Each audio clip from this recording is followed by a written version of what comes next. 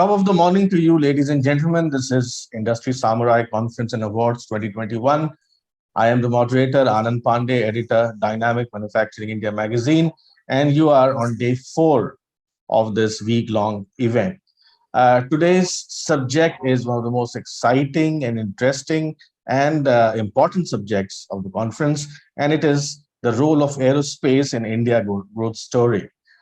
Before I introduce our eminent panel to you, let me introduce the main focus areas of the subject, the theme of the subject. By all accounts, India's top strengths that make it an attractive hub for aerospace industry for global OEMs are strong local talent, a large commercial market, and a high defense spending. Then there is another one that has become a strong draw in recent years, a vast supplier ecosystem built on the rich legacy of India's thriving automotive and space technology industries. The last 1 year and a half, however, has hit the aerospace industry hard. The pandemic has ended more than a decade of uninterrupted growth in 2020. Reports estimate that the size of the global aerospace industry fell from $342.4 billion in 2019 to $296 billion in 2020 at a rate of minus 14%. Please note that the term aerospace industry that we use in this discussion includes all industry activities pertaining to the development, production, maintenance, and support of aircrafts and spacecrafts. Today, we are fortunate to have thought leaders from India's aerospace industry to discuss in depth this topic. Let me introduce our speakers to you. We have Mr. Uma Maheshwar, Chief Consulting Engineer, GE Aviation India. Uma is the Chief Consulting Engineer for GE Aviation India engineering team at Bangalore, which has over 700 team members. The team is involved in design and development of next generation propulsion systems, support of aircraft engine fleet, and development of customized digital and engineering software. Uma has about 29 years of experience in setting up and leading large organizations in engineering, research, and development sector. Uma joined GE Aviation in 2001 and since then has held many leadership positions in aviation engineering. He has played a key role in design and development of 7 new aircraft engine programs covering the full cycle engineering. Prior to GE, Uma held positions with L&T for 8 years. During his association with L&T, Uma led the engineering of 25 mega plants for oil and gas, fertilizer, power, petrochemical, defense, and nuclear sectors involving designing, manufacturing, and commissioning. Uma holds aerospace MBA from Toulouse Business School, France, and an ME in mechanical engineering. Uma has been recognized with many awards and is a member of Global ASME Committee, SAE India Aerospace Board, NAFEMS India Board, NASCOM Engineering, and several other industry and academic bodies. We have Mr. Srinivasan Balasubramanian, CEO of IAMPL. Srini is the CEO of Indian Aerospace Manufacturing Private Limited, a joint venture between Rolls-Royce and Hindustan Aeronautics Limited, or HAL as we popularly call it, in Bangalore.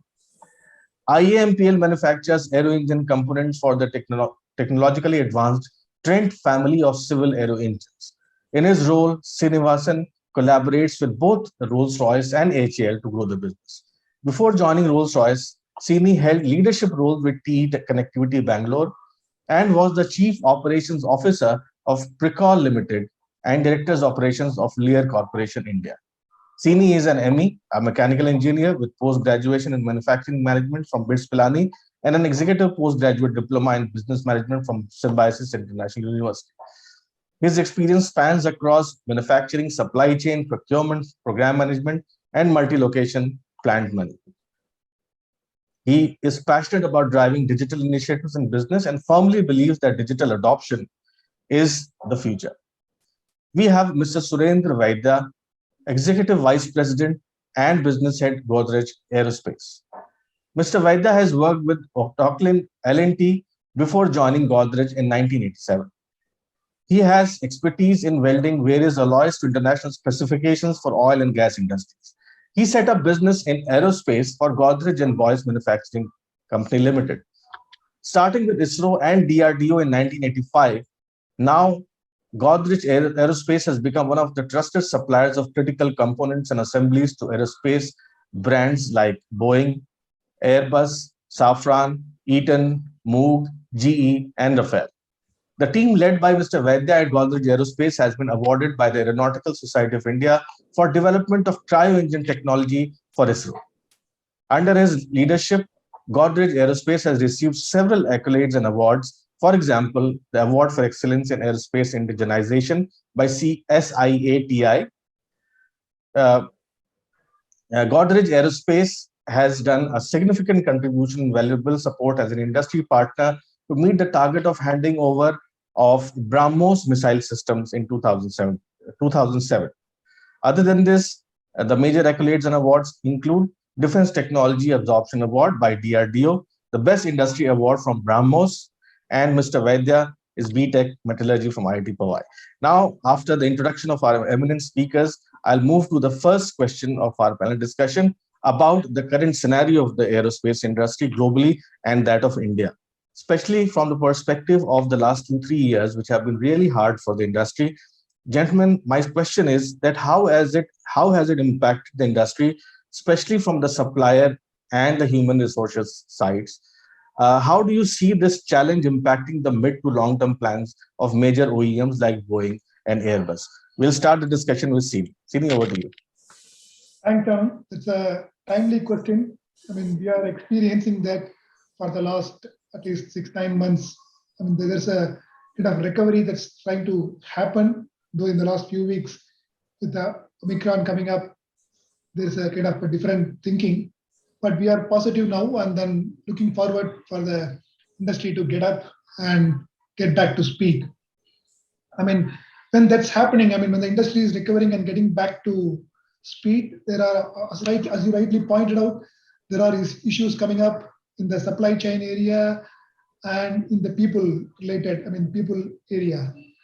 There are, because of the muted last year and a half, there were always apprehensions from the people side, whether, there are two thinking. One is the youngsters, particularly, I'm not talking about seasoned professionals, the youngsters, they were thinking and then making choices available in front of them to switch over the industry, from aerospace, aviation to some other industry, because, they were worried, about the longevity of the impact to the aviation industry. As we all know, this is one of the industry which was heavily impacted. So there's a kind of an attrition due to people making choices of the industry from the younger, the millennial generation. And the next one, from the supply chain side, there is still, we continue to experience some kind of a logistics and supply chain issues due to issues starting from the availability of container for the sea freight and availability of flights. It's all getting expensive. So we face challenges in the supply chain side as well. So, we are experiencing that, and personally, we are experiencing this in our business. So to mitigate that, we know that this is nothing, but it's not a new problem, to just tell you. This is a kind of a problem we had pre-pandemic also, in a different, that the reason for that was different. It was always, the industry was growing continuously. And when it was growing, people, they were also very aspirational. And that was the time, we had to manage it differently. Now the situation today is little, the root cause is little different. So we'll have to, how do we manage that, and how are we managing that from our side? That's what I want to just talk about a couple of things here. One is about, irrespective of the problem, whether it is from the supplier side or from the people side, we have to keep the customer focus, intact. That should not change. Whatever we do, that should, finally we'll have to give a great experience to the customer and make them to believe that, as a partners to the industry, we can rise to the occasion and then continue to supply. That's the first, that should be the driving point for whatever actions we take in the downstream. Coming to the people side, definitely one thing what we stick to the basic is like kind of respect the employee for their expertise and contribution. When an employee, normally it happens like when people think that industry is not respecting them, or the company is not respecting them, or their relationship with their manager is, it's not respectful.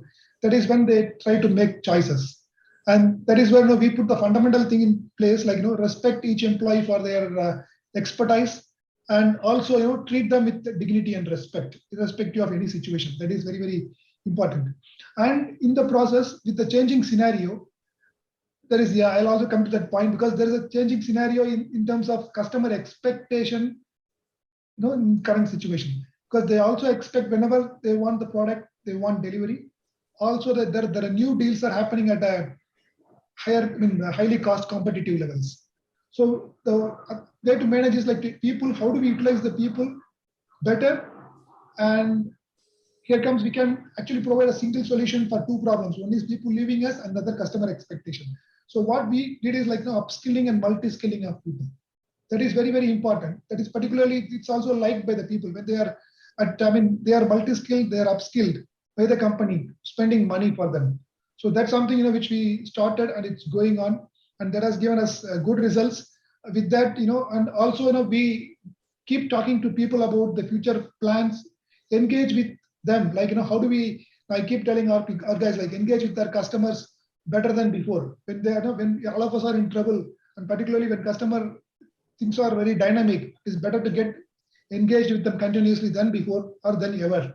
Same thing we'll have to do with our employees also. And when we do that, and we are able to kind of retain them, and apart from that, we also put in place some retention policies which takes care of their aspiration for the future and provides them confidence. And coming into the supplier side, there is a lot of disturbance in the supply chain. You can, some of the supply chain lead time in the industry is very, very long. It can lead to starting from a year to a couple of years to recover. So this is something somewhere we'll have to close engagement with our customer to understand their plans and translate that into a supply plan, and engage with the suppliers also better than before. It's applicable to engagement with the suppliers also better than before, and continuously work with them. And the biggest another doubt expressed by the suppliers is on the credit side. If in case there are a lot of we know that there are a lot of financial impact, and even some of the companies are facing financial strain in their balance sheet and looking for support. This is where, of course, I will not talk about that much, but the banks or the financial system of the country came into play, and a lot of good things also happened. Helping hands were provided to the industry itself by the government as much as possible. So coming to the technical or the business management side of it, we'll have to give confidence to the supplier, and establish the trust with them. That whatever numbers we are talking this time, because there's a lack of trust over the last year and a half about the numbers, whatever demand numbers, whatever we project to them. There is a kind of a feeling that we are telling them for the sake of keeping the morale high, not in the reality, like in terms of generating cash. So that's something which we'll have to bring back the trust into the suppliers, which we have done our best in terms of collaborating with them, and then giving the right realistic demand, and picking the parts from them as per the commitment. And more importantly, that confidence is a process. It is not that just by mere words it's not going to help. We'll have to have we have a process in place in our system. Of course, everybody has that process in place. So we do the weekly, fortnightly, monthly, and sometimes daily reviews with respect to the based on the criticality of the supplier and the parts supplied by them. So that engagement is happening. And second, and the most important thing is we'll have to show them that we are also investing in our future. When they understand that, then they believe that, oh, we are investing in the future, so there must be something in future. That's why these guys are investing. So that we are trying to connect the digital. Our first priority today is how do we digitize? The productivity is, during these difficult times, productivity is very, very important, because the cost, there is no option for increasing or changing the cost profile. We'll have to take this as an opportunity. We have taken this as an opportunity to restructure our cost and to come at the best competitive levels. But having said that, when the demand is going up, we should not add the resources in terms of capacity, people, or material, and should not lose that advantage whatever we have built over the crisis. We should not allow that to go waste. So we are kind of trying to, when the demand goes up, we'll have to just see like how do we manage. And one of the tools what we are adopting is the digital tools, and we are working with various people and also developing some of the tools inside to make that productivity and give confidence to both the downstream and the upstream. So with all this happening, and then we are at the moment in a position to cope up the changing scenario, and confident that this is going to help us to emerge as a better industry or a better company than before after this crisis. Thanks so much, Srini, for that very comprehensive perspective and setting the tone for the discussion today. I'll take that thread onward to Mr. Vaidya. Mr. Vaidya, see, obviously, it's been about 2 years into the crisis, and we are still not out of the woods. But I believe aerospace, being the hardest hit industry of all, among all, must have learned some lessons and must have grown more resilient. Civil aviation is picking up, as Sini said. What is the overall scenario? Can you take us through the crisis that happened, the impact on the industry, the lessons that this industry has learned, and how it has been able to cope up with this situation? Yeah, so thank you so much, Mr. Anand, and it was really my pleasure to be with you in this particular virtual meet. And especially at the time when we see that the pandemic effect is slowly slowing down, and we see that the growth is going to take place in the near future.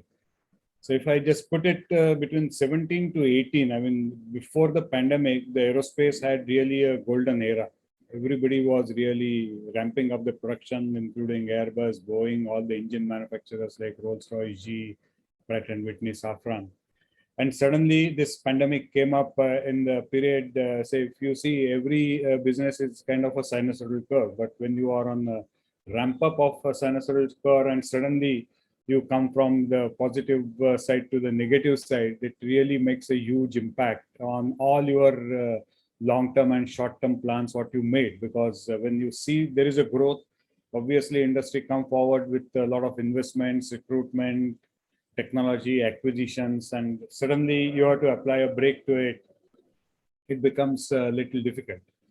But I think this is the right time where we should really think that in the lean time, really we should think how to become lean, because I think important point for Indian manufacturing industry is that even though technically we are very, very competent, thanks to ISRO, DRDO, who started this initiative maybe 4 decades back, and slowly got the private industries as well as the PSUs into this fold.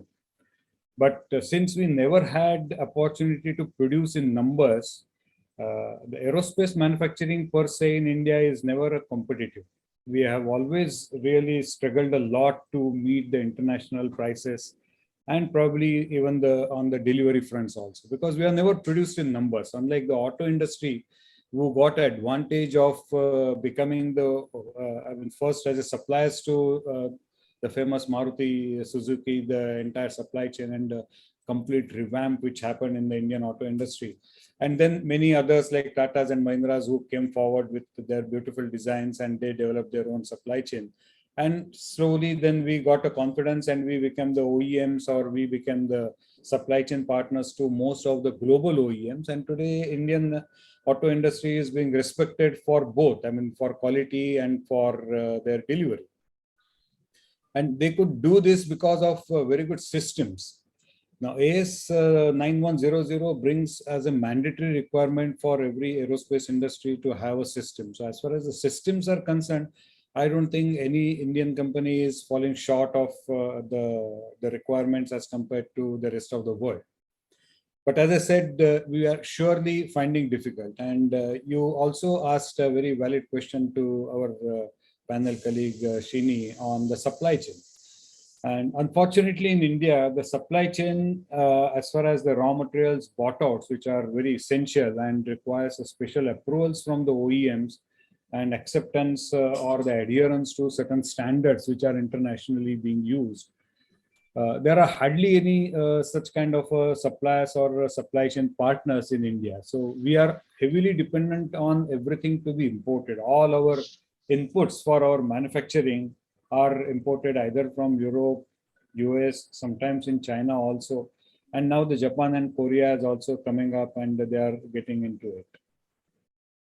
Now, what happens is during this lull period, even though we get a huge time to really work on these lean principles, or we have really taken in the last 2 years a lot of initiatives on our IoT, on our digitization, on our automation, on various studies which we were delaying it because we were ramping up our productions, and during the ramp up you cannot really do your R&D on the technologies and what are the new things what we should really bring in.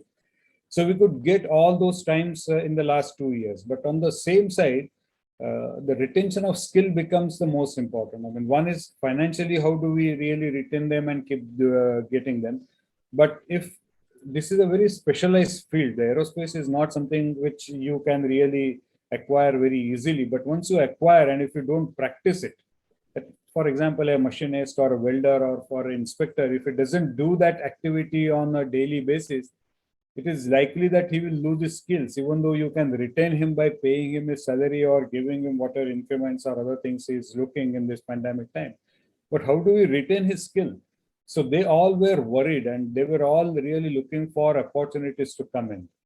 So we had to issue the dummy orders and produce it even if it is not required, and keep their skills intact or give them some mock-ups to keep their hands completely trained onto it. So that was our first challenge what we had.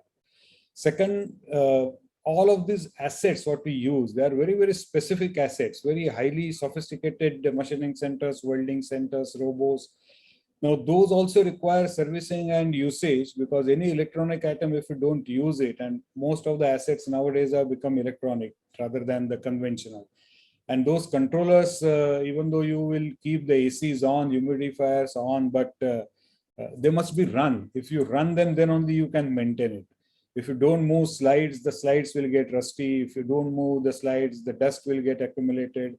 The slides will get eroded in a particular region. So the entire spectrum of the machines or the assets have to be really run for.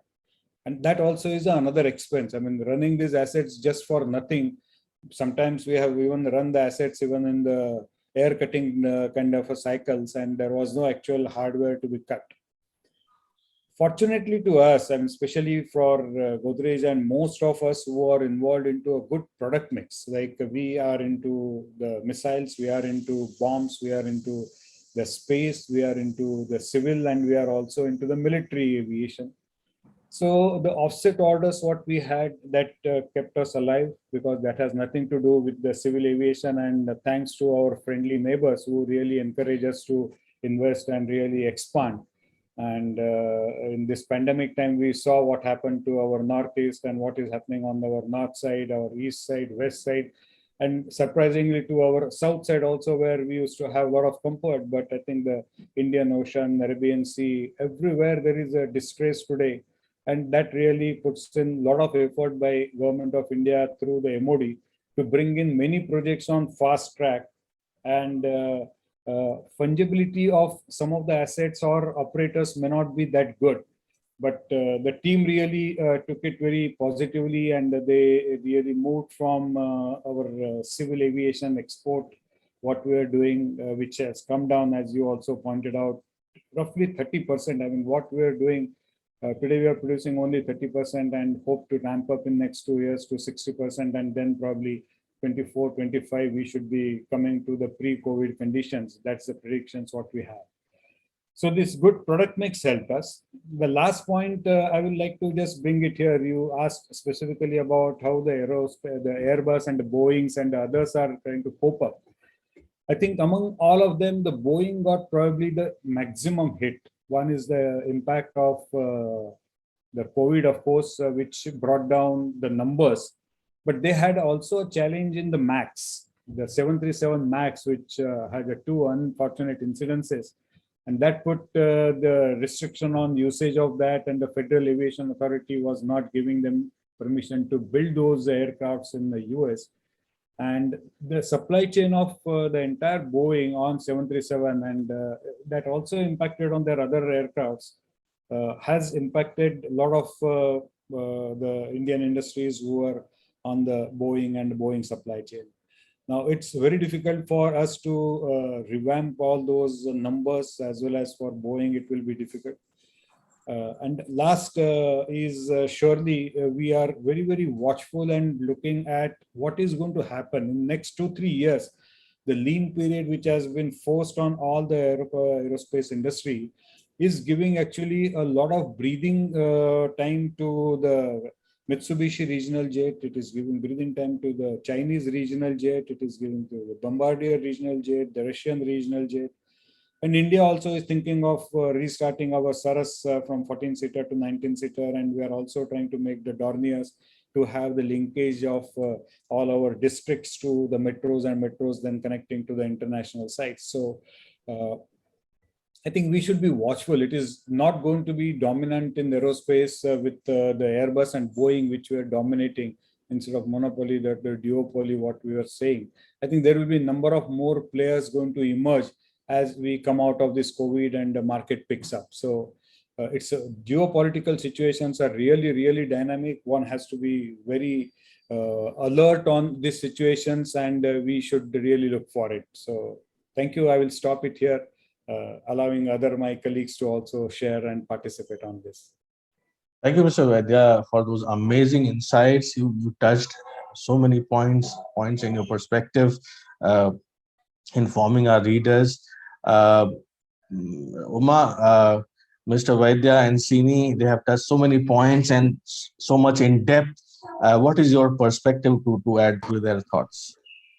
Yeah, so Anand, let me put the whole theme of your session in front of us. You know, what's the role of Indian aerospace industry in the growth of the country, right? I think it is a tremendous opportunity, and I wanted to take a little macro view, and then I will share some specific thoughts.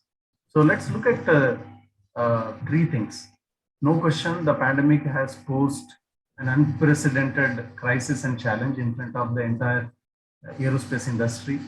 We are still sailing through, but every indication shows, including Omicron and all the variants that we might see in the future, that aviation industry is going to witness unprecedented growth globally.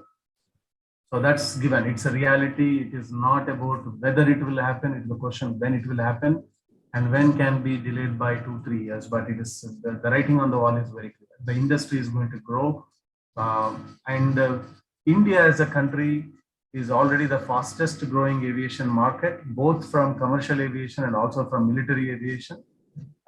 So we are really at that threshold of that movement. We have already started a journey, and we are going to see unprecedented growth. I am not undermining the challenges, the tactical, challenges for survival in the next 2-3 years. But that being said, let's look at the glorious opportunities that we have. And I also wanted to share, we happen to be at a time when the entire aviation industry is going through unprecedented technological challenges. So the key theme for the future is sustainability. The entire aviation industry is going to evolve around sustainability, including sustainable supply chain, and it is going to displace some of the existing players. Today, we have some countries and some companies which are known for expertise in aerospace manufacturing, but if they don't adopt sustainable supply chain concepts, they will be displaced, because that's the theme for all industries, particularly for aviation industry. So that's a second disruption. The third thing is around digital, particularly Industry 4.0. Any country, any company which can adopt the Industry 4.0, in my opinion, would be the leader. And Industry 4.0 has such a magical change in the entire supply chain case, because it is all about integration, not about excellence in one particular company. So how can we integrate different activities and drive more cost, more predictability, better quality, safety, etc., are the most important things. So digital, we talked about industry in the digital Industry 4.0, the sustainability, And then finally, I wanted to say from a technology standpoint, aviation is going for more sustainable solutions like, electrification. Can we reimagine the flight? The future of aircraft will be different. So we are looking at hybrid electric propulsion systems, using hydrogen as, for combustion, or sustainable aviation fuel. So there are a lot of new disruptions. So we are going to see in 20, 30 years, the whole flight, the entire industry is going to see. So if you look at these macro trends, we suddenly realize that it is, probably an opportunity in a century that India is going to see. The whole aviation industry is going to see, apart from challenges, but it is a great opportunity. I think there is no country which is well placed to not just adopt, but also lead in this revolution. Because one, we have a huge domestic market. Second, we have young talent, which is digitally savvy. So the future is all around digital. The third is around sustainable supply chain. We have not really invested much in supply chain. I mean, we have some established companies, but if we really have to be the leaders for the future of aviation, then we have to really set up this sustainable, the most modern digital plants, manufacturing plants for the future. Can India be the future factory for the future of aviation? So these are really the opportunities, and I think we are well placed. So that being said, in the next few years, we're already seeing a growing demand for supply chain. Practically last 2 years, most of the vendors were bankrupt and they had huge disruption in the operation. So how do we revive? Because we are going to see more demand for aircraft and engines and rest of the aviation industry. So there are already initiatives from OEMs to ramp up production.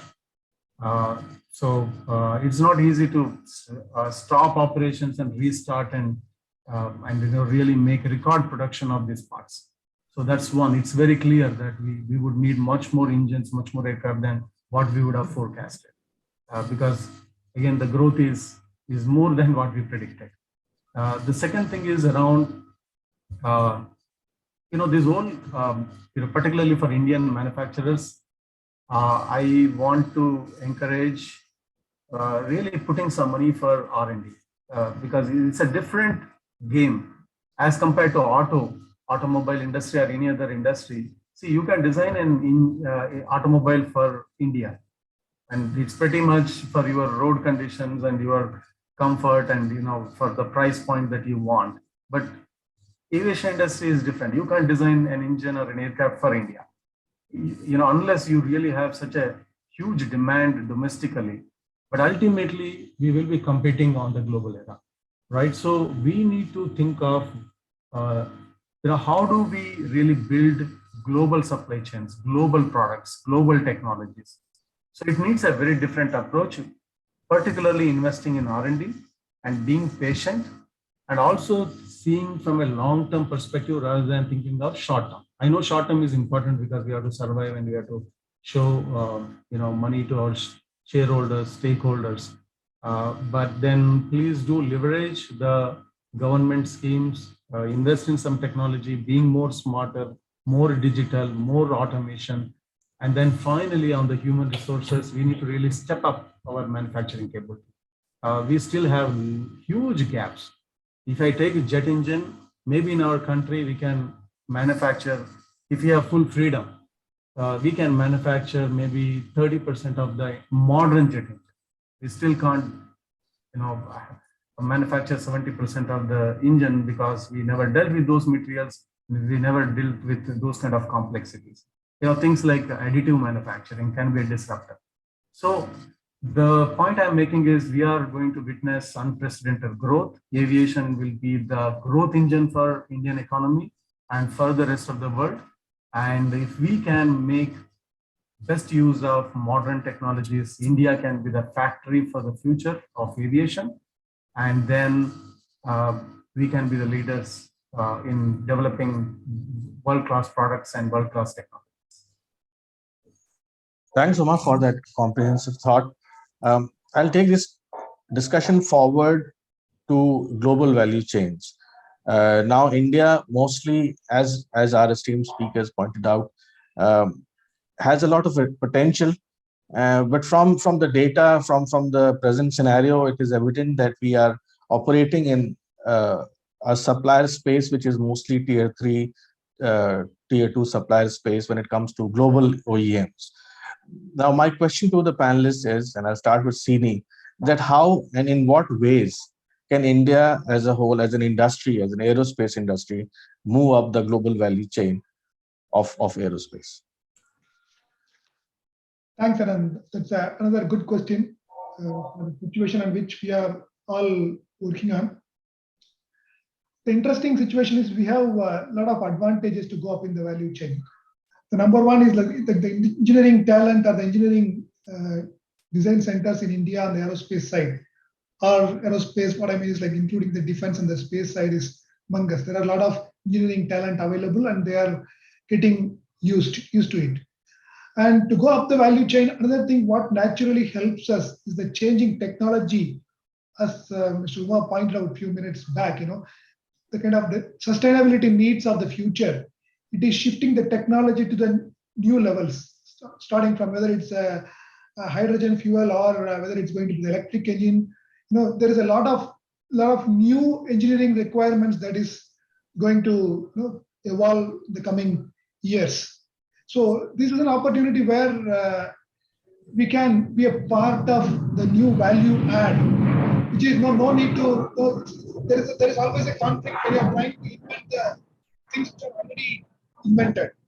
The engine per se currently, what is the next level of value add we are going to provide from India when there is already an established engine or established structures available. It's only we are not going to invent anything new. But we are trying to solve a problem which is already solved in terms of providing some competitive advantage in terms of cost or delivery. But per se, the solution is already available. But to go up in the value chain today, the best opportunity available in front of us is to use our engineering skill strength to the evolving technology, which are of sustainable nature, in terms of electric or hydrogen fuel. So that's something which it's going to happen. And there will be a lot of efforts happening from our side. There will be a lot of, definitely it's going to happen in a fast track with the kind of the commitments made by the global, the countries, let's say on the COP26.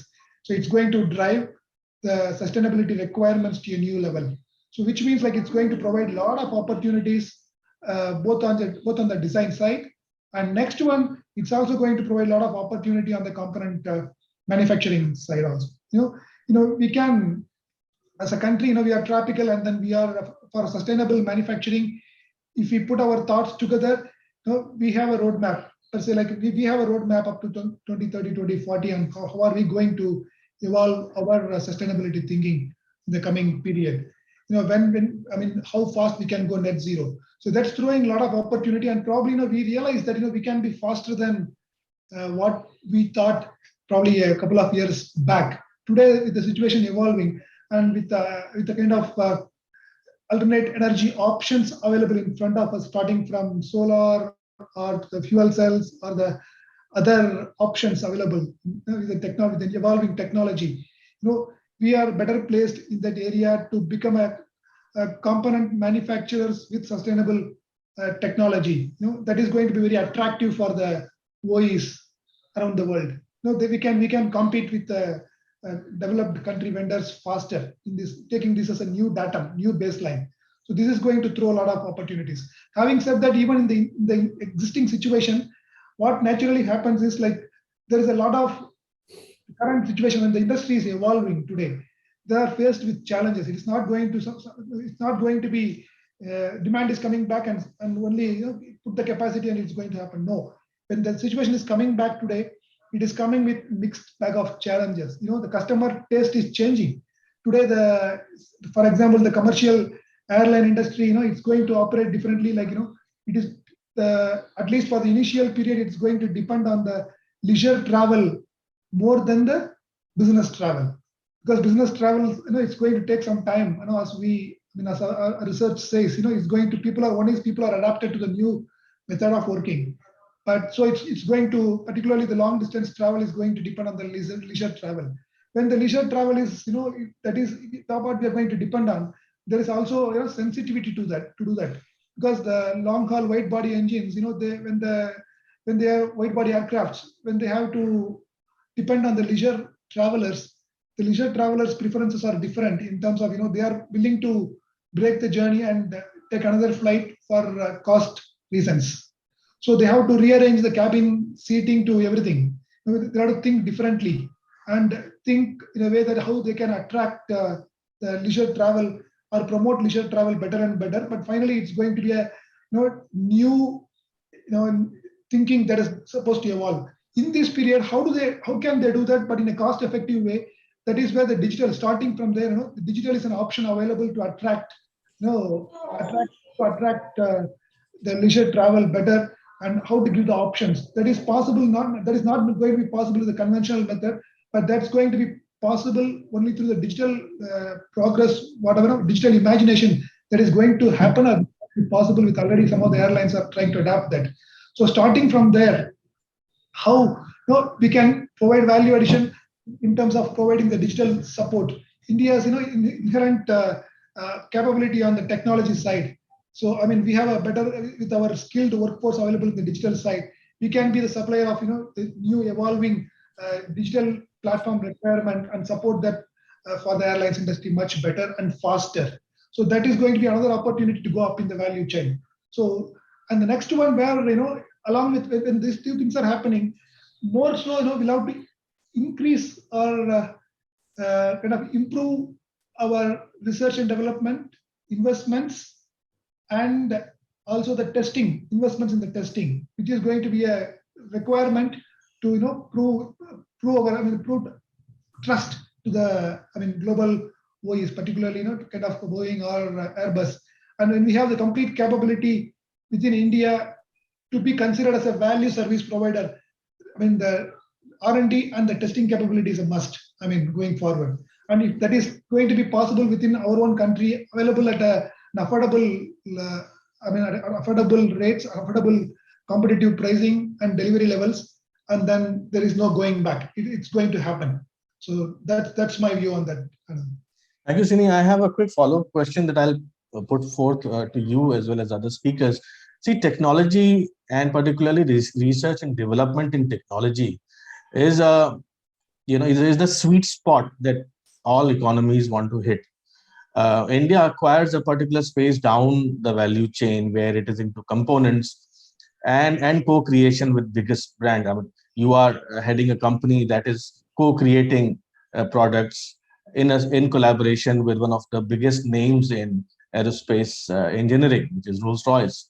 So your company combines the legacy of HAL with the technology prowess of a global leading company in engineering. And that's a great example. So India is at a place where it has to really catch up fast if it has to take the advantage of the potential that Uma pointed out in the coming years, and especially the domestic civil aviation industry. Defense industry takes a long-term horizon. It takes decades before one is able to capitalize on the growth of the defense spending. But civil aviation wise, it's amazing. The growth had stalled in the last recent years, and particularly during the pandemic. But I myself was amazed. I went to my native place, and it's a very small place tucked in the foothill of Himalayas. And there's a new, airport that has come up. And the people who could not even afford railway reservation or railway berth a few years ago, they were there with their families and lots of luggage, all sorts of things, and all sorts of edibles, eatables. It was such a great sight to behold, and obviously the smells of my village. So the civil aviation is really going to take off, as Uma pointed out. Now, in order to capitalize on this, the domestic market, the global market where the drones and the autonomous vehicles are coming up in the aerospace sector, India has to really go up the value chain fast and take a bigger slice of the pie. That can happen through research and development and technology. So a follow-up question to this long-winded question, which I had for the speakers for a long time. how can we increase the R&D activity in India, whether it could be in collaboration with the public sector, with the government, or with international technology companies? Over to you. Uh, it's a mixed answer. Like it is collaboration between both the private and the government. That is what will make this happen. And finally, when the international companies are going to put their money in India, they also need return, and which is going to come from either the market which is there in India. For the market, the new technology is required, yeah, and it's going to provide them return in terms of the consumption or the travel that's going to happen in India, like whatever you said, like that's what will attract them. While that is happening, like kind of the civil aviation is in India is working on a lot of new airports. Before 2040, we are talking about another 100 new airports, and also there are a lot of tier 2 cities are connected with the UDAN scheme. And while all these things are encouraging from the demand creation side, on the technology side, it is the technology has to, that who can give the technology, but how do we make India as an attractive destination for the investors to put their money and make them feel safe that it is going to provide them returns. That is where the trick is, and that is where the policymakers and other stakeholders have to work together and understand the final benefit that's going to happen to both the investors and as a country, and do the necessary support to move the things forward and faster. So Thank you. from a country perspective, I think it's the first step has to be taken by the policymakers to create that call to the investors. Thank you, Srini. Mr. Vaidya? Yeah, so I think you started with why India is at a tier 3 level so far, and with more than 3 decades or 4 decades of experience in working with aerospace and defense. I think it's a chicken and egg story. Whether you prove to the world that we can really make larger systems or systems where we have full control within us, or are you going to bring the technology from outside and always be under the license production or under the TOT where they tell you only know how, but no, they don't tell you know why. So I think the most fundamental question what the R&D institutes, ISRO, DRDO, Aeronautical Development Agency, NAL, and all those who are in this area, they should really answer is that have they really made not only manufacturing built to print outside, but have they tried to develop more and more industries who understand beyond manufacturing? I mean, today when the drawing is given to us and we have been asked to produce component as per the drawing, our focus is how do we produce that component to its perfection and at the cheapest cost so that we can deliver on time and make money out of it. But we never really get involved into it and find out why this particular material is chosen, why these tolerances are being asked, why this testing is being asked to do at certain G levels and certain vibration levels and shocks and bumps and so many other climatic conditions in which it is going. So I think even a manufacturing engineer also must have a greater understanding of why this particular component made out of this particular alloy and this particular way of manufacturing, and certain processes are allowed and certain processes are not allowed. And if you have to change, what kind of approvals are required and why it is costly to test and retest these components if you are going to come out with newer technologies. So if we have to cut this, the vicious circle, I think the government of India has in the recent past taken some 2-3 good decisions, which I would like to mention it here.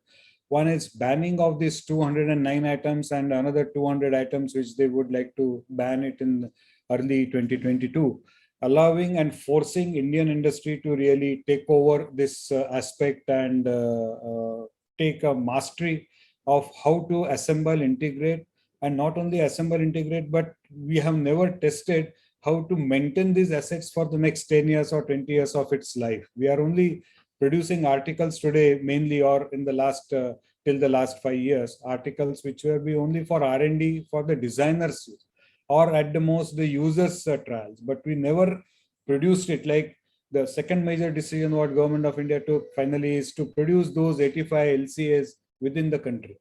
It's a fantastic decision. Now we know not only how to develop it, but how to really create an entire ecosystem Because for HAL to produce 1, 2, 3, 5 or under TOT was a different than now it is your baby and you are going to create this aircraft and you are going to support it for the next 15, 20 years. And we want exactly the same level of service as we are getting it from the other OEMs. That kind of a benchmark when the government has asked them, I think it has really opened everybody's eyes that now what we are talking is much beyond what we were doing in the last 30, 40 years. And now how to really compete with the international market. Now, obviously, we discussed in the first our session about the supply chain, but I would like to extend the supply chain not only from raw materials and bought outs, but to the various facilities, tools, jigs, fixtures, expertise in making it to the latest technologies, using various services like surface treatment, heat treatment, non-destructive testing, MRO, what is going to be required, whether it is a military aircraft or a civil aircraft. A huge MRO facility is required where we'll be maintaining, repairing, overhauling these assets. Now, this will all be required to be shared because these are very, very, very expensive facilities, what I am talking about. And ISRO and DRDO fortunately have developed all these facilities. And that's another very important decision government of India has taken, that any laboratory, any facility which is created either under Department of Science and Technology or MOD or with Department of Space, they are all now available for private industries to use. So now we don't have to really invest. It's a question of only paying on hourly basis what they will charge. And government is very fair. They are now going to charge only the operating cost and not the cost of capital what they have invested. So this is going to really bring us competitive. Otherwise, we were able to produce.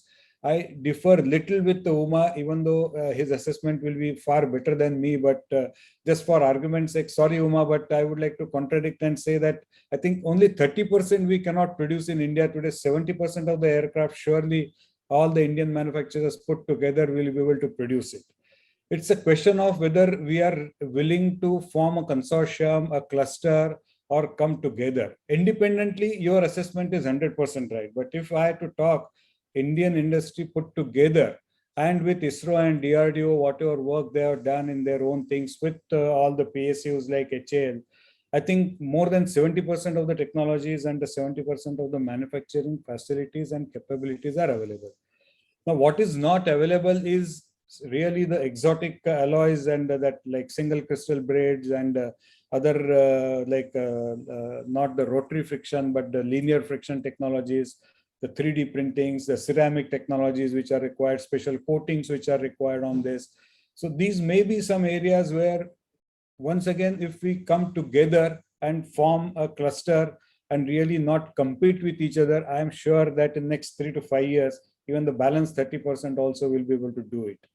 I'm not too sure. I'm not from the electronic industry, so I cannot comment how far, because having only a good engine or having only a good aircraft is not going to be sufficient mechanically unless it is backed up with a good avionics or a control systems, fuel management systems for the engines. We will not be able to do it. So pardon me for my ignorance on the electronic side, which I cannot confidently say like I could say for the mechanical systems. And the last but not the least important is, I think, the only thing what I will really demand from government of India today is they should really strengthen our DGCA, DGA, QA, and the CEMILAC. If we produce a part and if we cannot get the right kind of a certification and we have to be dependent on the certification to come from outside, I think that is the biggest crime what will do it. And sorry to say, but our rating with DGCA or our other certification agencies worldwide is not that high. They will be maybe in the first 10% and not really the top 10 or something like that, the bottom 10 rather. So this is something which we should really work together and improve. Then we will be easily move up from supply chain level 3 to maybe 2 and 1, and you will see many OEMs happening in India in the near future. Thank you, sir, for your candor and for your incisive thoughts, which is very much the need of the hour. I'll pass on the baton to Uma. Your thoughts? So I think Mr. Vaidya's point, I fully agree in terms of the spirit. Definitely, we have tremendous opportunities, and that was the reason why Mr. Vaidya could recollect, if you could recollect, 18 years ago, we had no company who had worked with any foreign manufacturer in making a jet engine part. And Godrej happens to be the first company where they actually made the first complex part for a jet engine for GE. So we are extremely privileged to have Godrej as that first company. And I'm 100% confident that with more collaboration we could do more. My point was in terms of the price competitiveness when we look at the ecosystem. So coming to your question, Anand, I think the question in front of us is when we look at Tier 2, Tier 3, even beyond, right? It's about the trend is a supply chain ecosystem competing with another supply chain ecosystem. It's not really about a company competing with another company. It's really the ecosystem's competition. So, which brings to the next question is, do we have the supply chain ecosystem which can make these Tier 2, Tier 3 companies globally competitive? The answer is no. And there's a golden standard, well-established success mantra all across the globe, which is really about the 4 pillars of the supply chain success, which involves private companies, the public enterprises like HALs, then government, and then academia. These 4 parties have to come together and create that supply chain ecosystem. And we see many gaps. If I analyze the supply chain of aviation, of an aircraft, for example, we have started some capability around the aircraft structures. We have Mahindras and Tatas, getting into this. Then when we look at composites, we have technology, but we have not industrialized to an extent where we could compete with established global players. And remember, the puzzle that we are solving here is there are already companies from last 70, 80 years, even beyond, who have been there in aviation industry. They have been investing in R&D and people and resources, and they are known for certain core competencies. And they have brought the cost to a point where it is very tough to break that point or that jinx. And they have been known for the quality, and in many cases, they are monopolies, right? So that's the way the supply chain has been evolving. Now, how do we, what is the reason why somebody would choose a vendor, a supplier, or an ecosystem in India, right? Is it cost? Is it quality? Is it, what's the differentiator? I think that's what we need to really understand. And accordingly, I think the actions will follow. But if you really look at from a supply chain standpoint, we talked about composites, large structures, but again, if I see from castings, we are very weak. We have to almost import every raw material, including, the basic raw material in aviation industry, right? So, which is not going to give us any competitive advantage.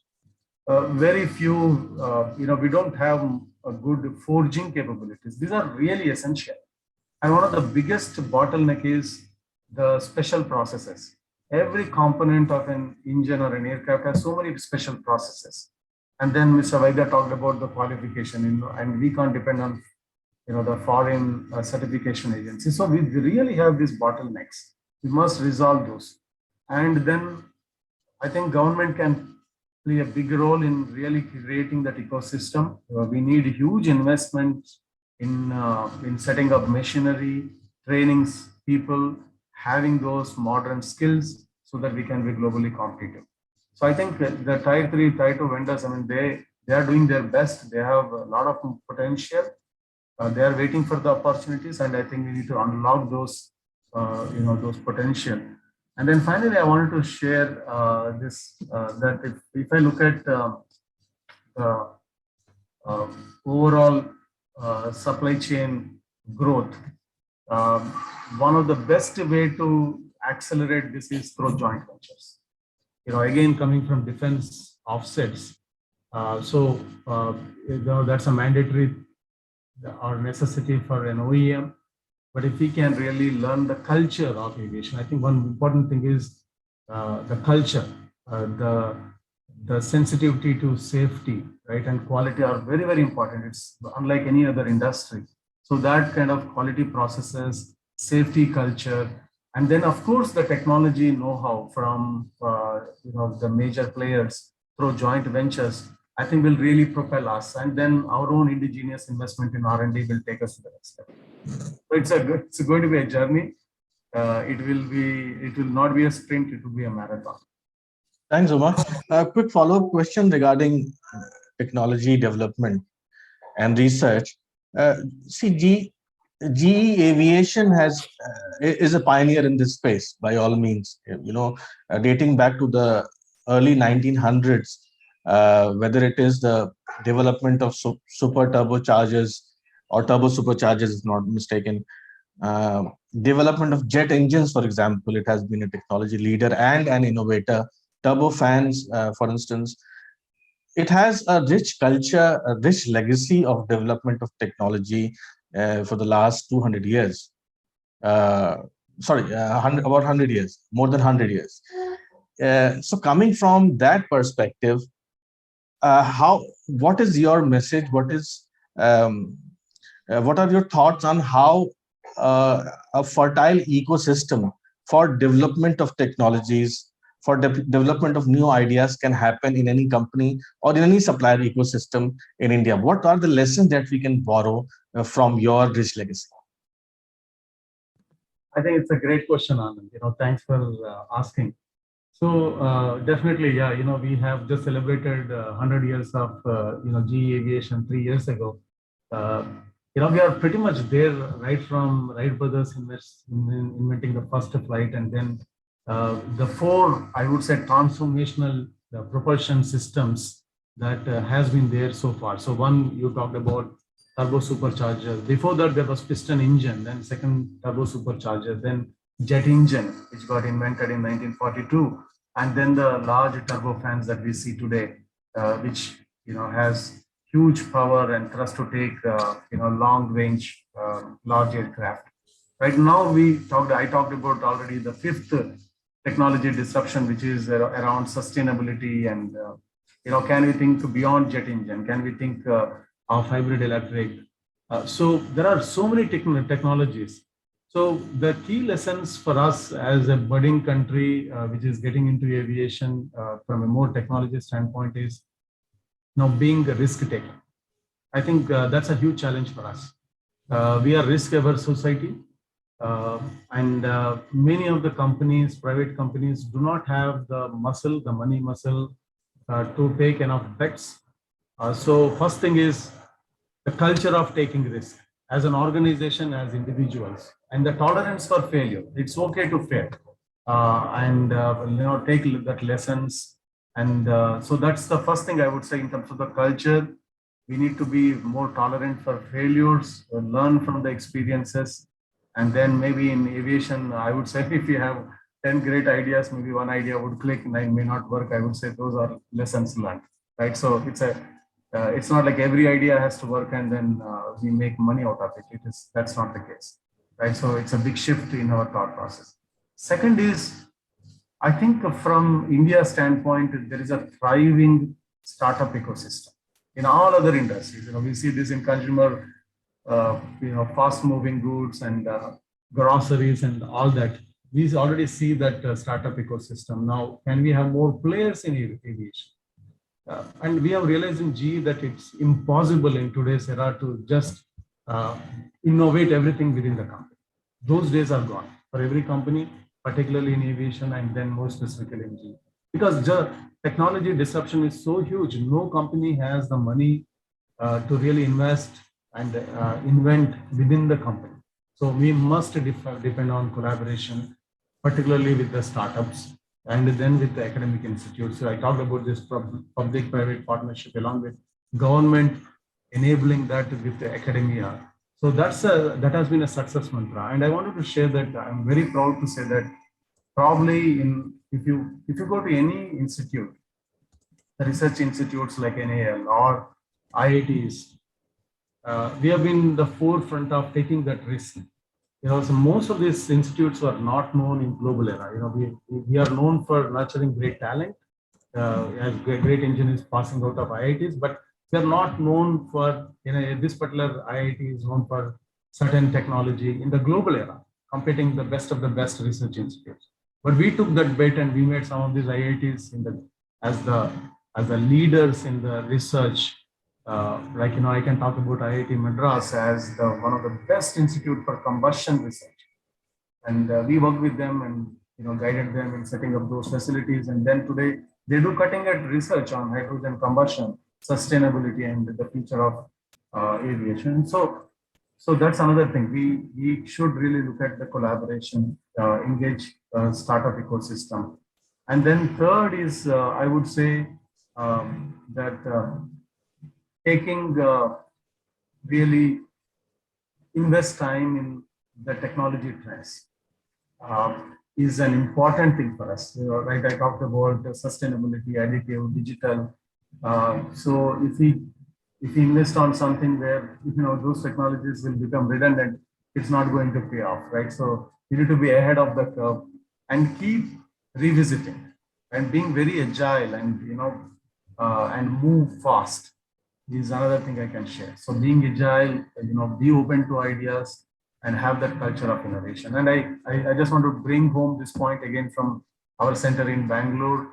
Not to really tell about GE Aviation, but I just thought it would be an example for other companies.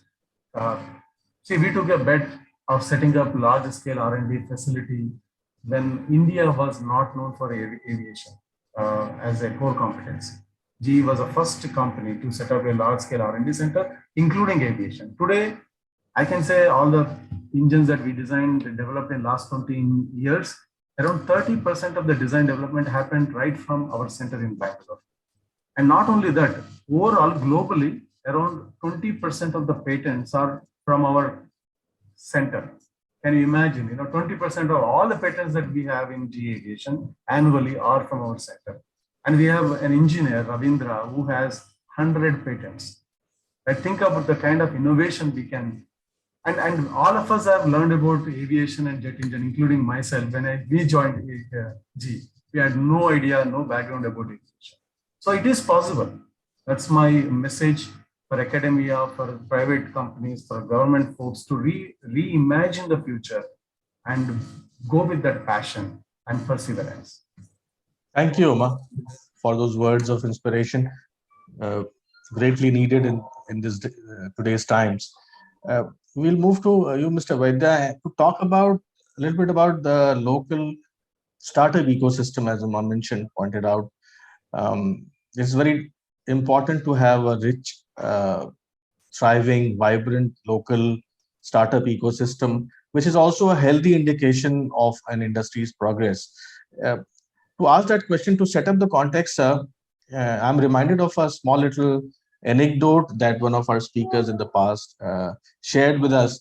This is about Team Indus. This was this little startup that came out of Bangalore in 2017 or 18. And this was in response to the Google Lunar X Prize that Google had announced for a program called New Space Race. And it was a global competition that ended in 2018, which was for privately funded teams to land a robotic spacecraft on the moon. It should travel 500 meters and transmit back high definition video and images. Now, this startup that came up did not get any support from the local ecosystem. And it approached ISRO also, for instance, and other companies also in India to give it funding, to give it backing, to give it some technology support, but it did not succeed. And eventually the startup ended up working for NASA for its commercial lunar payload service contracts. So this is just a small example of there's so much interest in the local community for these newer technologies, but for the lack of institutional support, for the lack of private capital support, government capital support. What is the situation on the ground, sir? And how is it that we can support our local startup ecosystem? I think this example what you gave is a very eye-opening example of what we saw about 3 years, 4 years back. But I think in the last 2 years, especially after the pandemic, the 2-3 decisions which has been taken by government, I mean, they have really set up a technology development fund. And any small, medium industry or a startup can get up to 10 crores of rupees in developing a specific technologies. Now, to help to identify, because it should not happen that what technology you are choosing is only for the academic interest and there is no end use. So the PSUs as well as the ordnance factories, they have published a list of more than 2,500 items which they are importing today, and they would be happy to buy that with the specifications and the price and the source from where is included in that. If somebody can match that particular specifications and the price, they will be surely buying it from the Indian industry. So we had an era a few years back, which used to be a NCNC kind of it, no cost, no commitment. From there, I think we have come to a far ahead. And today, of this 10 crores, what you are going to budget for your development of a particular product or a technology, for small and medium industries or the startups, government is ready to fund up to 90%. So what you will be actually incurring is only 1 crore in case you are not able to complete that technology and put it to the usage or service. Secondly, the government is so flexible today that if after the attempt has been made, if this technology doesn't realize into a product, still you will get 90% provided you pass on all the data what you have done or any IPs, as just now Uma said, maximum over IP. So government is helping today in writing down, because it is not only a research, but how to really put that papers correct so that you can apply it for IP. And there is a knack, there is a trick to really search those words and incorporate those words so that you will be surely seen and your IP will get protected. So there are specialists who have come up and government has developed that specialist. Now, considering these two and the opportunity which they are going to give it to the larger houses to build their own products in India, and larger houses to really become the kind of OEMs with the technology coming from abroad, rather than earlier, we used to become their partners as offset partners. Now the things have reversed. The Indian company will become a prime contractor, and he will source the technologies from whosoever he feels it appropriate to make that product competitive. And they are also allowed to use these startups. So a proper mix of the enthusiasm which the startup brings it and the maturity old established organization brings it. If these two are combined now, and that is happening, I don't want to name because then I will be doing injustice on the others, but there are startups who have been linked with the larger houses, and a lot of improvements are happening. We have seen what happened in the cryogenic technology. Instead of using hydrogen, now we are using even complete the CNG for developing a cryogenic engine technology for the space, and that will be used in future for the aircraft also. And how these two companies put together are able to really disrupt the entire propulsion technology. Similarly, there is another startup which is coming up from IIT, and we are also part of that particular system. And we have come out with a proposal to ISRO that today they are using N2O4 and UDMH, that's a fuel and oxidizer. So oxidizer and fuel, what has been used, and it's practically banned all over world. It's only India who is still continuing with these two kind of fuels. Now we are come out with a completely biodegradable fuel which will be used, so that not only we are going to protect what is happening on the earth, but also in the orbits where a lot of assets are going to come in future. And this complete change is bringing, and I'm finding that whosoever I'm talking in the startup today, he doesn't have limitation of funds. They all have sufficient funds. What they are really lacking is a good manufacturing. What they are really lacking is getting these products tested and certified so that they can put it to the rest of the world. And this, I think in next 2 years, I am very, very hopeful that now the funds are available. Nobody is asking funds. If you go to any startup today, they are saying that, can you give at least 10% of your capacity for us to develop our parts, to try it out and to test them out? Because the startup is basically doing a lot of thinking. They are coming out with various ideas and designs. And if we ask them, or if we force them to get engaged into the manufacturing, I think once again, what happened today with ISRO, DRDO, that they were only developing, they were only managing the projects, they were only productionizing it. it's not possible for one organization to do all of them. R&D has to respect only R&D, the production units has to respect production. And this, the ecosystem, as we have been discussing, is evolving. The clusters, the consortiums are getting formed, tie-ups between public-private partnerships is happening. Similarly, large houses with the startups is happening. And Uma, I think, pointed out very importantly, the academia. I think we neglected academia to only the basic research and to generate only more MTechs and PhDs rather than having some product or kind of a research which will orient towards developing a product rather than doing the fundamental research. So this, I think, is a very, very good interface, what Uma pointed out, and we should really focus on it. Thank you. Fascinating. Fascinating, sir. Thank you. Srini, your thoughts? Yeah, I have a couple of thoughts. I want to just go from where Mr. Uma left. And he specifically pointed about the joint venture, bold joint ventures required, in terms of technical partnership between the Indian and the technology countries. And that's where it's already going on. That's a very good point, and that is going to be very, very essential for the ecosystem to develop and go to the new levels in the future. And one of that, it's already happening with whatever I just want to talk about, even the IIMPL. It's a very bold joint venture partnership between the Rolls-Royce and the HAL. And specifically to whatever he said, keeping a special process capabilities in India, which is very, very right. I mean, truly, so like it's to develop that kind of a capability in India today, with the kind of an investment and the competitiveness required, it's going to take a lot of time. But the good news is it's already happening.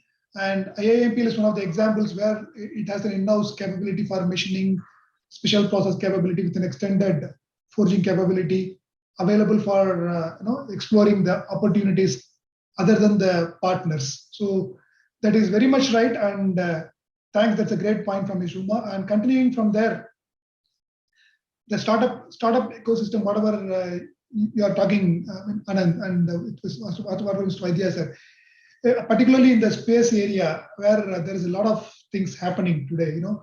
With we have a good legacy of Vikram Sarabhai, Mr. Abdul Kalam to Kalpana Chawla, the younger generation, seeing their achievements, always dreamed about how to explore in that area. And today, if you see the total space global opportunity, we are there at around, if I'm not mistaken, around 3% or around 5% range in the space launch vehicles, including the rocket launching opportunities.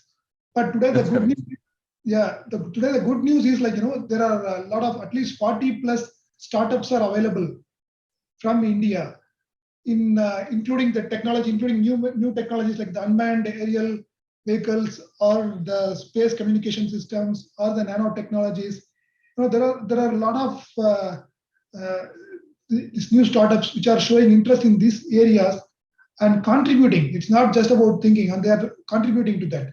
And they are trying to go for technology tie-up with, they get the technology from various parts of the world, and including our own ISROs or the DRDOs. So that is very, very encouraging. And another good news, whatever the startup funding, there are a lot of ways through which they get their funding, and there's a lot of opportunities. So funding per se, if there's a good idea, good thought, the funding is not a constraint today. So with all that, and another bold step required, to partner with the institutions like the IITs or whatever. Today, we have at least 200, if I'm not mistaken, there are at least 200. I just did a recent study on that. There are at least around 200 plus engineering colleges where the aeronautical engineering is taught all over India. At least 200 plus engineering colleges where it is taught, and they are dreaming about their future. And we'll have to just see how we can give opportunity to them to from their college days, and we are doing it. That's the reason I'm just trying to share that with you. I mean, we are doing that with one of those institutions to try that as a trial basis, to see how we can involve them in the digital progression of our aspiration. So it is going fine so far. I mean, when we take some bold steps without thinking only about the risks, I mean, it is going fine. I mean, we are able to prove some of the points, and and we are now trying to take it to the next level. So all these things are not. I can see the kind of encouragement that is happening to the students and they are so much thrilled. And when they see the success, small success, it's not not that we have designed a racket or something like that, but small success, small steps of success, whatever they see, it motivates the students, and they are dreaming further beyond. As Mr. Uma said, like we are seeing learning the rocket and the aviation technology after joining the companies where we are today, but at least giving the opportunity to students, to dream from the college days. It is going to take the whole industry to the next level, and as a country. So also. true. So true. That's very, absolutely. And that's very encouraging. That's very encouraging for us to hear, for our readers, for the aspiring students. There are two questions, gentlemen. If you would like to take up any questions that you like, we have about, let's say, about 10 more minutes. I can take Anand, and actually both are, I can share my thoughts on both. The first is the adoption and scope of additive manufacturing to the aerospace sector. As I said, this is the next big disruption that we see, and the aerospace industry happened to be the first industry which has adopted metal additive manufacturing. Plastic additive manufacturing has been there, and like any other technological curve, it takes long years to get adopted. So additive manufacturing is no new technology, but it took a lot of time. And I can tell you, GE Aviation is the first company in aviation to really industrialize additive. I mean, we have fuel nozzles on LEAP engine, which were designed. And today, if you look at these additive parts, they are doing better than the conventional manufacturing for parts, which we typically make these fuel nozzles out of casting. So that's the kind, and what additive really presents us is an unprecedented advantage, because we can combine many parts. Like in fuel nozzle, we combine 19 parts into one single part. There is no barrier whatsoever in terms of manufacturability. If you are an engineer, design engineer, you have to think whether this part can be manufactured. So there are constraints from manufacturability. But here, complexity comes free of cost. The third is additive manufacturing has far-reaching implications in repair overhaul. In terms of investment, you don't need to buy a milling machine, a drilling machine, a lathe, and so many machines. You just need one small additive machine, and you can print, you can handle many different materials. And but it has its own complexities. So we are in that curve, I would say, where the whole industry is going for adoption. I can share GE's story. For example, we started with fuel nozzle in 2016. LEAP engine got certified, got entry into service. So it's almost like 5 years. And now these parts are working so beautifully, which is giving us more and more confidence. So the second thing is we designed a whole new turboprop engine where we have more additive parts. Almost like 10% of the entire engine is made out of additive. Now, can we print a small engine completely out of additive? Which means we need to industrialize with the different materials for different types of complexities and all that. So one important consideration here is the cost economics. I'm not saying that every part is a good candidate for additive manufacturing. No, there will be few parts which will be real good candidates for additive manufacturing. From the point of the cost and the production rate, etc. The other challenge is the certification. How do we ensure each machine is different? Same machine with the same process, you print it with the different ambient conditions, you might get different part quality. So there are inherent challenges with additive manufacturing. I think with using digital analytics, we are trying to solve some of these challenges on additive. We use data to analyze and come out with the more robust production system, but it's a matter of time. So I would say the adoption is good, but I would have expected much better adoption. But I would say maybe 5 years from now, we would see a lot more penetration of additive manufacturing.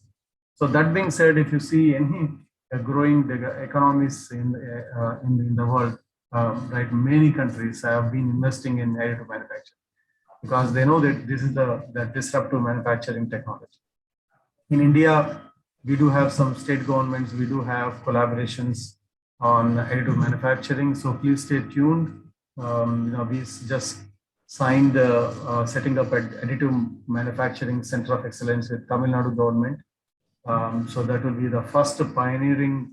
I mean, we are going to do exactly what we have been doing in US and Europe, really taking the most modern parts and through academia, through government and private companies, we are going to industrialize these parts.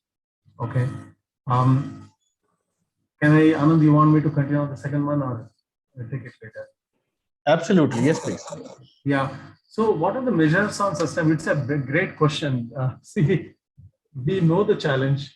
We don't know the answer.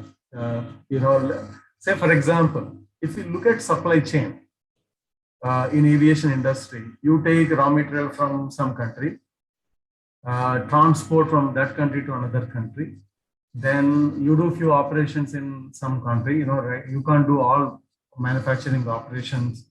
So the part manufacturing is split in many different countries, and the part travels a lot.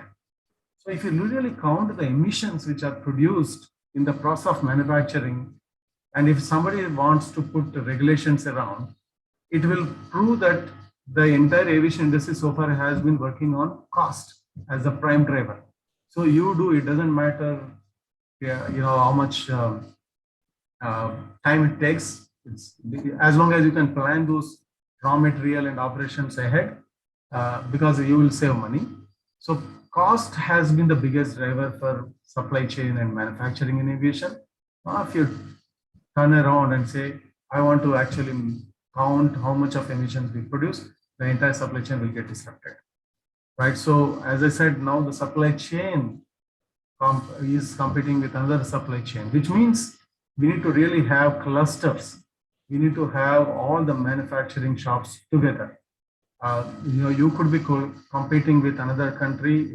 If I take, say, Indian private companies, they may be competing internally, but they need to also collaborate.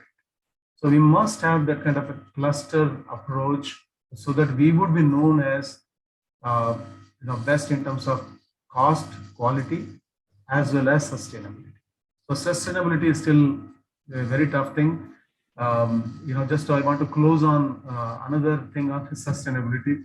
We always think of, how do I, maybe I use sustainable aviation fuel, some biofuel, right? Because it's zero pollution, let's say.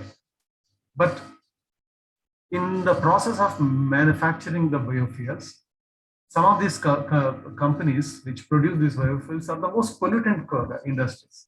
So it doesn't really help the theme of sustainability. We are looking at the entire thing, right? We are not transferring the pollution from one place to another place, right? So we need to address this as the entire system. And if you go for sustainable aviation fuel, let's say, which is great. What happens to crops? Do we have land for food? Does it pose another big challenge? And in the process, we would incur more pollution, more threat from sustainability standpoint. So sustainability from emissions, sustainability from economics. I think both are important. Brilliant points that you brought up, and I'm so grateful and happy.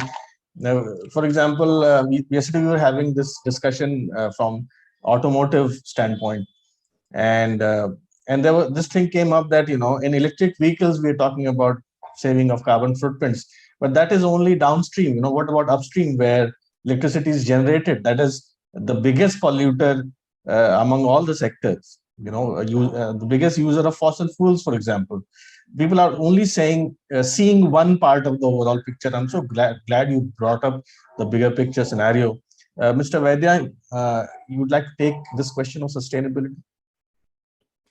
Yeah, I mean, the sustainability, we see it in three parts. One is the low-hanging fruits, like what we just thought of, replacing what we use for packing or plastic or the transport, what Uma brought in, which is very easy and very quickly one can take a decision and can implement it.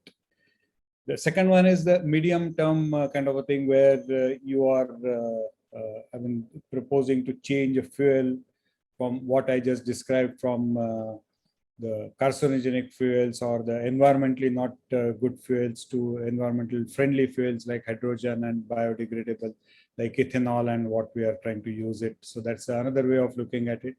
But I think in manufacturing also we can do a lot. There are lots of chemicals, gases, solvents which we are using it today. They are highly environmental, not very good, and replacement towards this will bring in the current level only. Of course, it will require a lot of validation. That's why I'm not taking that into a low hanging fruit, but to take it into this. And I have seen in Kerala, a lot of studies have been done. They have found some special seeds, which if you really extract the oil from those seeds, and they are the best solvents.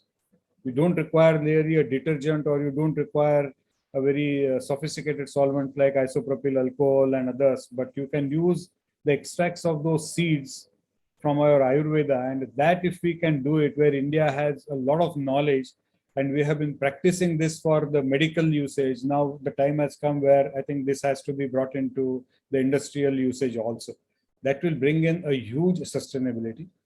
And the last, which is very, very difficult to really think. I mean, we just said that now the most of the travel, especially the air travel, is going to be for leisure. Why are we going for a leisure travel? Because we are able to see it today.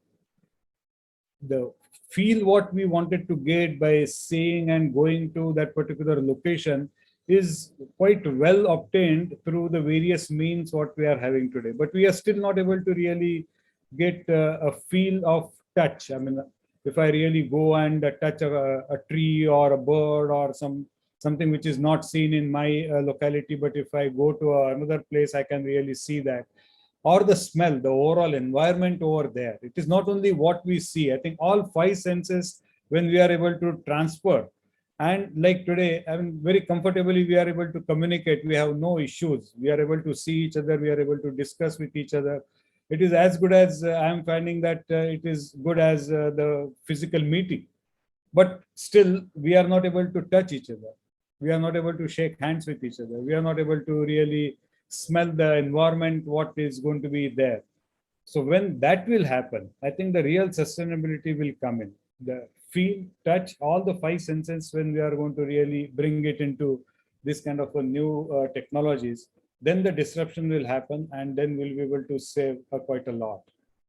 I will just take and bring to the first question which has been asked on the additive manufacturing. And I really respect the efforts which have been taken up by GE into the aviation industry and the fuel nozzle, the example what Umar gave up. But my argument with all the designers is that now you have a better technology. So why are you asking us to just stop milling and turning and drilling and boring and do it by additive manufacturing? Now you have a better technology.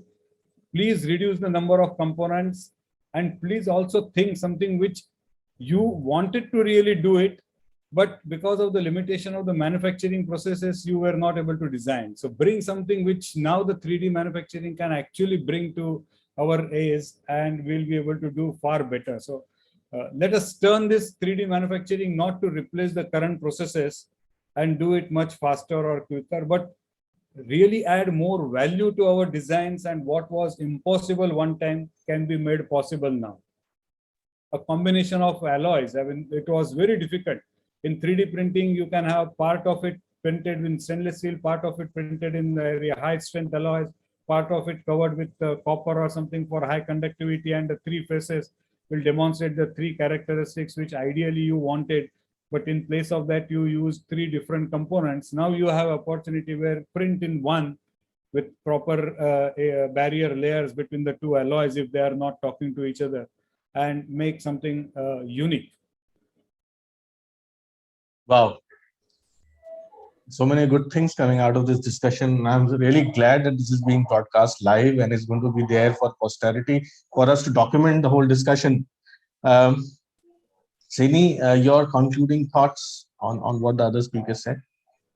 Yeah, two nice questions for the time, right time. I'll go to the sustainability first. I mean, my colleagues have told already, the points from a larger perspective. So I will stick to the basics. I mean, talking about sustainability, I will stick to the eliminate. Think about, whenever you are using consumption, eliminate, reduce, recycle, reuse, those kind of principles in the interest of the speaker's larger audience. Just I want to apply these simple thoughts in whatever you are doing. I mean, that itself, it's a great contribution to the sustainability for the future. So it is like, consuming more than whatever is really required. If you can eliminate that, so you are going to leave that for the future generations, for our grandchildren, great grandchildren, or like how our ancestors have left something to us. So let us think from that simple aspect. How do we eliminate waste?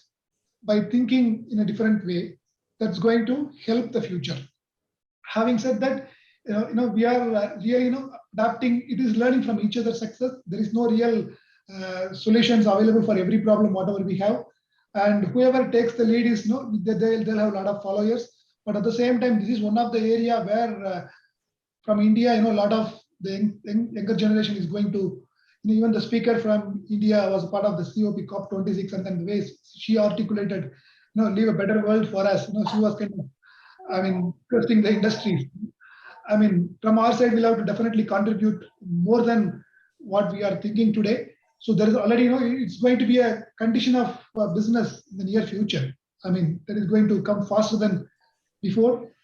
A lot of actions are happening, from the fundamental reduce, recycle, reuse concepts to the kind of, applying that to the new, adapting the new technology in terms of biodegradable oils, or how to use the, better use the cutting tools for a longer life, or how to use alternate energy instead of the thermal energy, whatever you are consuming today. So there are a lot of thoughts already coming into the pipeline, and we will have a successful solution for that. And I'm sure, like the audience, whoever is here, they will have much more thoughts on the subject. But it's an evolving area, and everybody will have an opportunity to contribute there. Coming back to the ALM, which is another close to heart subject for me. Mr. Vaidya and Mr. Uma, they have already spoken a lot on that. I agree with all their points.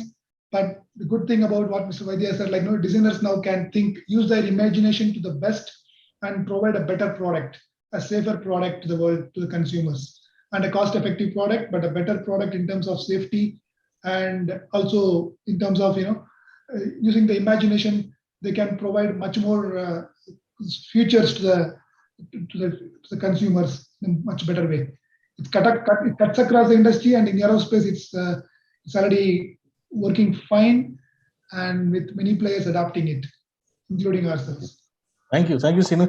Srini, before I close this discussion, I'm really keen to know Uma's response to what Mr. Vaidya said about additive manufacturing for our readers' sake. Yeah, no, absolutely. No, that's exactly what additive manufacturing would provide. The complexity comes free of cost. And as I said, it's not that we have to think of how do I make the same part out of additive manufacturing. We need to reimagine. Like I said, in fuel nozzle, we combined 19 parts. In catalyst turboprop engine, we combined around 900 plus parts into 13 parts. So you can reduce the number of parts and then reimagine, make it more aerodynamic. So additive manufacturing reduce the number of parts, which means number of repairs, the failures that would happen. If you have 900 parts, you're talking about that many failures, potential failures, versus there are fewer parts. So automatically it improves safety. So when you combine so many parts, it will reduce the weight, and then we could design more aerodynamic, more fuel efficient, which means it helps on sustainability, right? So weight reduction, cost reduction, improving efficiency. So it has far-reaching implications. And then, of course, reimagining, coming out with more innovative ideas. So additive manufacturing is for the future. And in fact, it has a good linkage on sustainability. See, today, we make parts out of subtractive manufacturing. You take a big, if I take an airfoil, for example, you take such a block, 90% you machine out.